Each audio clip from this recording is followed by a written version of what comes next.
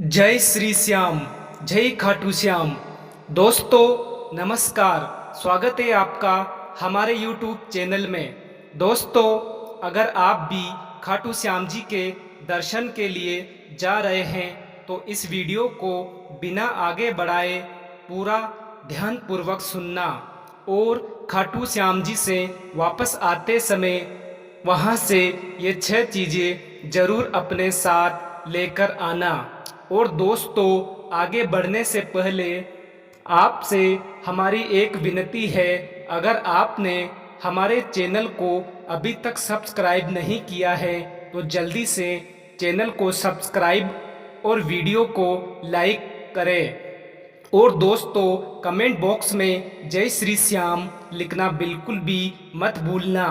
दोस्तों, जो भी वक्त इस चैनल को सब्सक्राइब करके पूरे वीडियो को ध्यानपूर्वक सुनेगा, बाबा खाटू श्याम उसकी मनोकामना को बहुत जल्द पूर्ण करेंगे।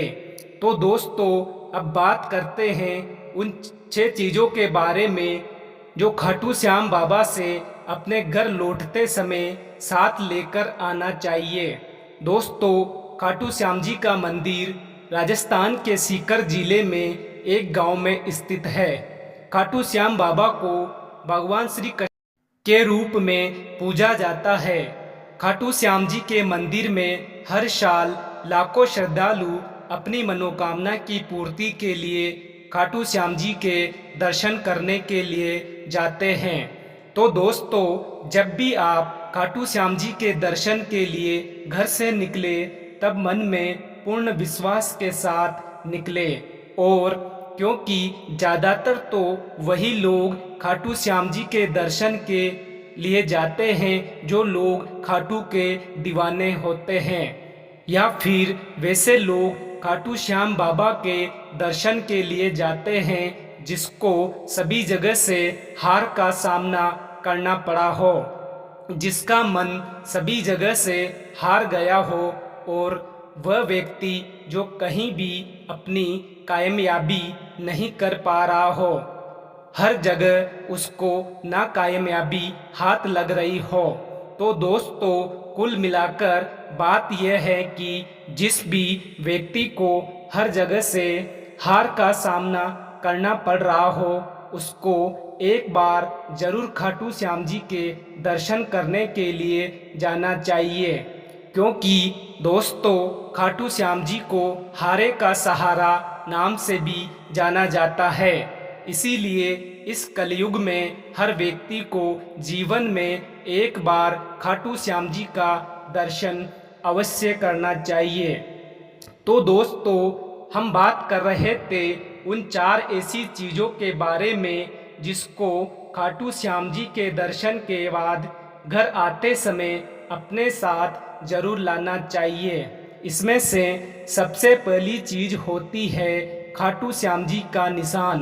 दोस्तों, आप जब भी मंदिर में दर्शन के लिए जाए तो प्रसाद और निशान जरूर साथ लेकर जाए, और फिर उस निशान को हो सके तो अपने साथ घर भी ला सकते हैं। फिर उसको घर लाने के बाद अपनी छत पर लगा दे। खाटू श्याम बाबा के निशान का अपना अलग ही महत्व होता है। ऐसा माना जाता है कि उस घर को कभी हार का सामना नहीं करना पड़ता है और कभी भी उस घर पर बुरी नज़र का प्रभाव नहीं पड़ता है। तो दोस्तों, दूसरी चीज़ होती है खाटू श्याम जी का स्नान कराया हुआ जल। इस जल को श्याम जल बोला जाता है। खाटू श्याम जी को अमावस्या के दिन स्नान कराया जाता है। दोस्तों, आपको ये जल मंदिर के अंदर ही मिल जाएगा। इसके लिए आपको पहले से ही अपने साथ खाली बोतल या स्टील का बर्तन साथ में ले जाना पड़ेगा। फिर इस जल को घर लाकर रख लेना है। अगर किसी के परिवार में कोई सदस्य लंबे समय से बीमार रहता हो तो उसको इस जल में से थोड़ा सा जल पिला देना है। इससे उसको काफ़ी हद तक फ़ायदा होगा और उसकी बीमारी जल्दी से ठीक होगी। ऐसा कई बार चमत्कार देखने को मिला है। लेकिन ध्यान रखना कि श्याम जल पिलाने से पहले एक बार श्याम बाबा का स्मरण जरूर कर लेना। दोस्तों, तीसरी जो चीज होती है वह है श्याम कुंड का जल।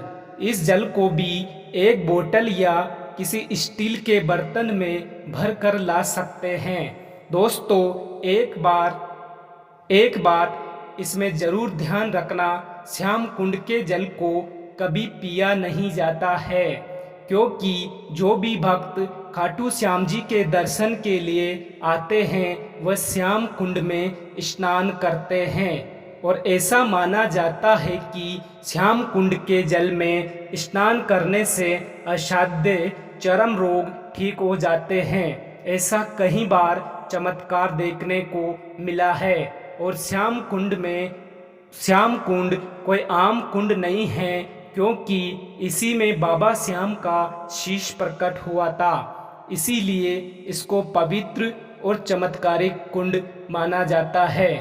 दोस्तों, श्याम कुंड से लाए हुए जल को घर पर रख ले और कभी भी किसी भी व्यक्ति को चर्म रोग हो जाए तो उसके स्नान करने वाले पानी में थोड़ा सा श्याम कुंड से लाया हुआ जल मिला दे। इसके बाद उसको स्नान करने दे। इससे चर्म रोग ठीक होने में बहुत फायदा होगा। और साथ ही में इस जल को अपने घर के अंदर भी छिड़क ले। इससे आपके घर का नकारात्मक ऊर्जा का प्रभाव नहीं पड़ेगा। दोस्तों, चौथी चीज होती है श्याम बाबा का इत्र। आप जानते हो श्याम बाबा को इत्र बहुत प्रिय है। याद रखना, इत्र दो तरह के लाना होता है। एक इत्र तो वह जिसको किसी श्याम भक्त ने मंदिर पर चढ़ाया हो, या फिर आपके द्वारा चढ़ाया हुआ इत्र आपको प्रसाद के रूप में वापस मिल जाए तो उसको जरूर साथ लेकर आए। और दूसरा, खाटू श्याम जी के मंदिर के बाहर ही बहुत सारी इत्र की दुकानें लगी हुई हैं, वहाँ से एक अच्छा खुशबू वाला इत्र खरीद ले। इसमें से जो इत्र आपने दुकान से खरीदा है उस इत्र को अपने घर के पूजा स्थल पर रखें और जब आप पूजा करें उससे पहले इस इत्र को अपने घर के पूजा स्थल के आसपास छिड़क दे। और दूसरा जो इत्र है आपको प्रसाद के रूप में मिला है, उसको आप जब भी पूजा करें उस इत्र को अपने ऊपर छिड़क ले। दोस्तों, इसमें ध्यान रखें अपने घर के मंदिर में वही इत्र रखें जो आपने दुकान से खरीदा हो, क्योंकि इत्र आपको प्रसाद के रूप में मिला है। वह इत्र पहले से ही खाटू श्याम जी के मंदिर पर चढ़ा हुआ है, उसको अपने खुद के यूज के लिए ही रखें। जो वस्तु एक बार भगवान के मंदिर पर चढ़ जाती है उसको दोबारा भी नहीं चढ़ाया जाता है। और दोस्तों, पांचवी चीज है मोर पंख। दोस्तों, ये भी आपको किसी भक्त का चढ़ाया हुआ मिल जाए तो बहुत अच्छी बात है, नहीं तो किसी भी दुकान से भी ला सकते हैं। इस मोर पंख को घर पर लाकर अगर आपके घर में कोई धार्मिक पुस्तक जैसे गीता, रामायण आदि रखे हो तो इसके अंदर रख दे। आपके घर में बाबा खाटू श्याम का हमेशा के लिए वास बना रहेगा। और दोस्तों, छठी और सबसे महत्वपूर्ण चीज होती है खाटू की मिट्टी। दोस्तों, जब आप खाटू श्याम के दर्शन करके तोरण द्वार की तरफ वापस आते हो तो पास के खेत में से एक मुट्ठी मिट्टी लेकर आ सकते हैं। तो ये मिट्टी महत्वपूर्ण इसलिए मानी जाती है क्योंकि इसी मिट्टी में बाबा खाटू श्याम प्रकट हुए थे।